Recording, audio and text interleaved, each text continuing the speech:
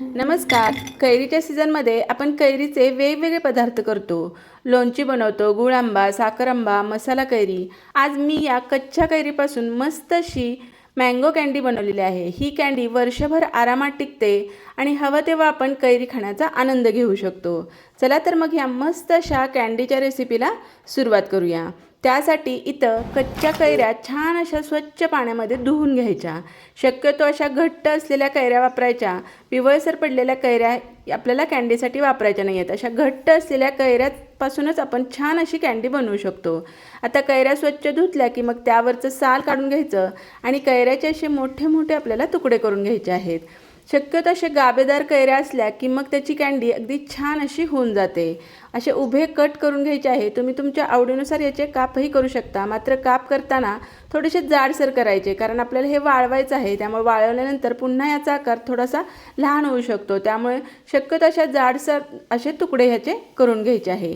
हे सर्व कैऱ्यांचे तुकडे छान आता पुन्हा स्वच्छ असे धुवून घ्यायचे आणि एका भांड्यामध्ये पाणी उकळत ठेवलेलं आहे. त्यावर चाळणी ठेवायची आणि हे कैऱ्याचे तुकडे आहेत ते यावर टाकायचे आणि यावर झाकण ठेवायचं आणि एक 5 मिनिटं आपल्याला याला वाफ द्यायची आहे. खूप जास्त आपल्याला हे कैऱ्याचे तुकडे शिजवायचे नाही आहेत. अगदी थोडीशी वाफ दिली की थोडेसेच मऊसूत झाले पाहिजे. खूप जास्त जर कैऱ्यांचे तुकडे शिजले तर मग याचा गाळ होऊ शकतो आणि मँगो कँडी आपली तयार होणार नाही. छान हे मस्त असं अर्धवट असं शिजलेले आहेत.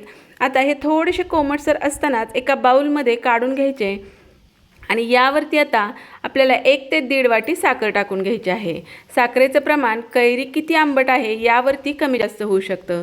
थोडंसं मीठही टाकायचं आणि वरून झाकण ठेवायचं आणि 1 दिवस आणि 1 रात्र आपल्याला हे असंच ठेवायचं आहे. आपोआप या साखरेला पाणी सुटतं आणि हे ज्या कैऱ्या आहेत, कैऱ्याचे हे तुकडे आहेत ते छान ह्या पाकामध्ये मुरले जातात. आता दुसऱ्या दिवशी सकाळी आपण यामधले हे सगळे तुकडे असे चाळणीमध्ये काढून नितळत ठेवायचे. उरलेले जे साखरेचं पाणी आहे त्याला पुन्हा 1-2 उकळ्या आणायच्या. आपण हे कैरीचं पण म्हणूनही पिऊ शकतो. आता हे जे कैऱ्यांचे तुकडे आहेत ते छान असे ताटामध्ये पसरून घ्यायचे आणि कडकडीत उन्हामध्ये वाळत ठेवायचे.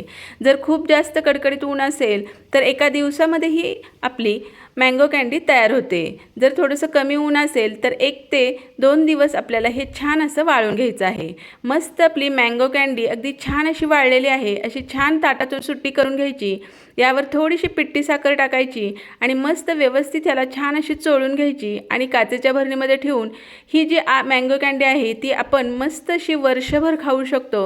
अगदी छान आंबट गोड चवीची छान ही आपली मँगो कँडी तयार झालेली आहे. कशी वाटली नक्की सांगा.